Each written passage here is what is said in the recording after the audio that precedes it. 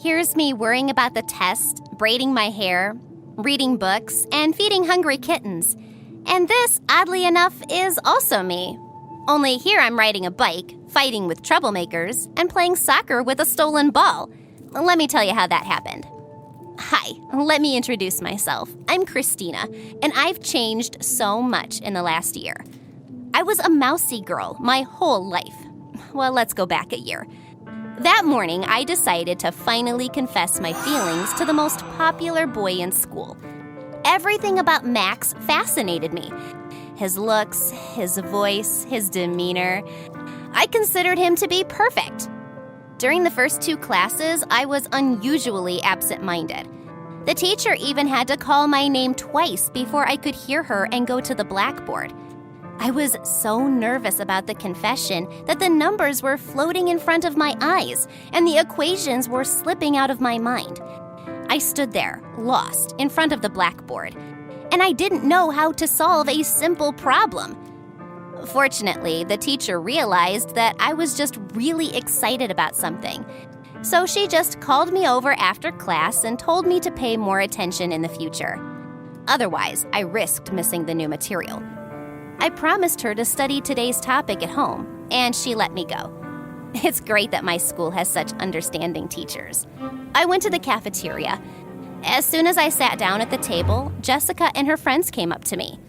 "Can you believe it? Our star student forgot how to count today!" she exclaimed, waving her arms theatrically. "How awful! Are you in love or something?" her friend joined in. Oh, if they knew how right they were.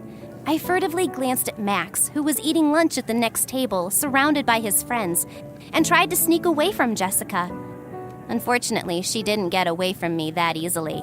"So why was Miss Know-It-All so absent-minded today?" she continued to interrogate me as she sat down beside me. Something was odd. She'd never sat down at my table before. I sighed heavily. "Jessica, can you please leave me alone? I want to eat in peace." Luckily, Jessica's boyfriend walked into the cafeteria, so she took right off. Her friends followed their leader, and I was able to finish my meal alone. I decided to approach Max right after lunch. Once he was out of the cafeteria, I went up to him and, still very nervous, handed him a letter. In the letter, I told him how much I liked him and what I found attractive about him. I could never confess in person, but the letter made it so easy for me to express my feelings. Max wanted to say something, but I interrupted him. "It's very personal. Read it when you're alone." The guy shrugged his shoulders, took the envelope without saying anything, and left for basketball practice, leaving me standing in the middle of the hallway at a loss. To be honest, deep down, I was hoping for feelings to be mutual. So I walked to school the next day in high spirits. I already imagined him running up to me, hugging me, and telling me he loved me too. I walked into the building with a smile on my face. But once I was in the lobby, my good mood was gone. The entire hallway, all the lockers, and the office doors were covered with copies of my letter. I was shocked. I froze for a few seconds, unable to move. Some of the students had already noticed me and were pointing at me and giggling. Some were trying to pretend not to notice the embarrassment that befell me. "Max, you're so handsome," whispered Jessica, who had suddenly appeared next to me. Her friends giggled and she continued. "So we were right. Our wallflower is in love. Did you really think Max would look at a mousy girl like you?" The girl's words hurt me more and more. I realized what a mistake I'd made when I confessed my love to Max. And in a letter. If it were just words, he wouldn't have been able to embarrass me like that. My eyes welled up with tears, and I didn't want everyone to see me crying, so I rushed out of the school. I came home, locked myself in my room, fell on my bed, and burst into tears. God, I was so hurt and humiliated. I think I cried all night until I fell asleep. My phone rang several times. The number was unfamiliar, so I dropped it. I didn't want Jessica to start reminding me on the phone what a fool I was. After 5 calls from an unknown number, I pulled out my SIM card and promised myself I'd get a new one the next day. Fortunately, my wonderful mom understood my problem. I never went back to that school again, and that's how my new life began. I think I became a different person that night. I started to resent the dresses I used to wear, so I borrowed my older sister's clothes to start with. Then I got into makeup. It became a morning ritual for me. I wouldn't leave the room without spending half an hour at the dressing table. One day, I was sitting on a swing and listening to music. I was immersed in my thoughts, staring at my new sneakers.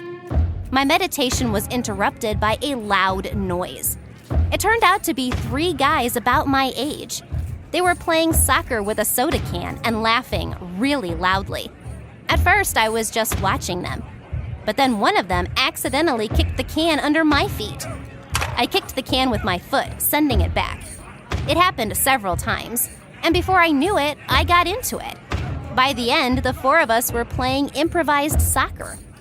I broke up with the guys late at night. They walked me home, and we exchanged numbers. The next day, as I was driving home, they called me. "Hello, is Christina there?" Henry asked. I laughed. "Yes, that's me." They invited me to meet them and go to the soccer field together. It was the first day I was not in a hurry to get home from school to do my homework. I texted my mom that I was going for a walk, and when she said I could, I ran to meet my 3 new friends. I had never had as much fun as I did with them. We spent a few hours on the soccer field, catching up with each other, tossing around another can of Coca-Cola and jokes. Then a soccer team came on the field, and we had to make way for them. Adam brought chips and 4 cans of soda from a nearby store. We sat on the benches near the field and watched the team practice.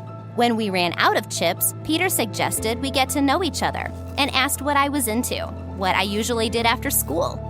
I was a bit embarrassed. Until recently, I would just go home after school, read books, and do my homework.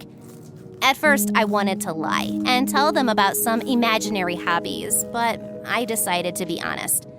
Actually, not much. I have a pretty boring life. I smiled. I don't even have any friends. Henry resented that. "What about us?" "Yeah, we'd love to be your friends," seconded Adam. Peter nodded in agreement with their words. It was then that Adam noticed that the players had left the ball on the field and were distracted by an argument. He winked conspiratorially at us. "I say we steal the ball," he said in a low voice.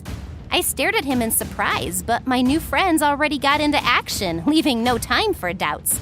Henry ran onto the field and after grabbing the ball, immediately rushed back, while Adam and Peter pulled me towards their bikes. By the time the guys on the team caught up, we were already on the bikes. I wrapped my arms around Adam's waist and we fled the crime scene. Meeting this trio had a huge impact on me. Henry taught me how to ride a motorcycle. The quiet Peter turned out to be good at hand-to-hand combat. He showed me a few moves that came in handy later on. For example, when I got into a fight with street hooligans. Of course, Henry had to run and rescue me like a princess from a dragon, but I gave the bandits quite a few bruises myself. I punched the nastiest of those guys in the eye. Once, we were playing soccer late at night, and the ball accidentally hit the window of a house. The alarm immediately went off, and we ran scared, but we had no bikes that time. The police arrived before we could run far away, and we got caught. After a proper talk, one of the police officers offered to take us home, since it was already late. As it turned out, it was done on purpose. When we got in the car, he started an educational conversation. "I understand you're just having fun. We were all kids once. But I'd prefer that you help us rather than break windows and houses." I realize now that the policeman then resorted to cunning and decided to win us over to his side, thus convincing us that we were heroes, like in our favorite movies. And it worked! From a bunch of troublemakers, we turned into a mini police force. One evening, as we were drinking sodas while sitting on a bench outside some mansion, Peter noticed a suspicious man. We quietly followed him. The man walked up to one of the rich-looking houses and started climbing over the fence. He seemed to know what he was doing because the alarm didn't go off. I immediately called the police. "Hello, police. There's a man trying to rob the house," I said. Then I gave the address and the description of the man based on what I could remember. His height, his clothes, his build. Soon, a patrol car arrived. The police quickly caught the thief, though he tried to escape. They took us in as witnesses and even thanked us. The cop we knew gave us each a chocolate bar and told us we had done a great job and helped them a lot. He patted my hair. Your parents must be proud of you. I went home with Henry. He offered to walk me home. We walked in silence for a while, and then he stopped and looked me in the eye. Chris, He started, but then hesitated. What's the matter? I like you. My heart raced harder than it had after the fight with those hooligans. Like me? I asked, stuttering. Henry nodded, and then I whispered the cherished word. I like you too. He took my hand gently and then pulled me against him. I love you, He whispered, and kissed me. For a moment, I thought my heart was going to jump out of my chest.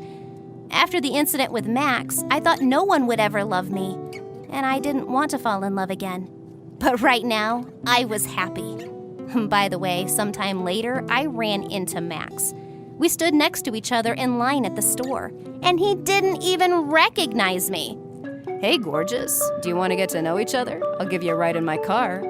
Max tried to flirt with me while smiling dazzlingly. I proudly raised my chin and replied, Nerdy Chris doesn't date jerks like you, Max. The guy looked very surprised. Christina? Is that you? He asked with confusion. I didn't answer because Henry came up to me holding my favorite soda. These were the last 2 cans. He smiled at me, and out of the corner of my eye, I saw Max's jaw drop. I am writing this story now, watching Henry, the man I married, play with our son. Who would have thought that the troublemaker who stole the ball from the soccer player would grow up to be such a wonderful husband and father? If I ever meet Max again, I'll be sure to thank him for blowing me off back then. By the way, he never found love himself, so he keeps changing girls every month. Maybe I accidentally cursed him back then. What do you think? Share this story with the girls who, like me, were once rejected. Let them know that true love is waiting for them. It's waiting for them.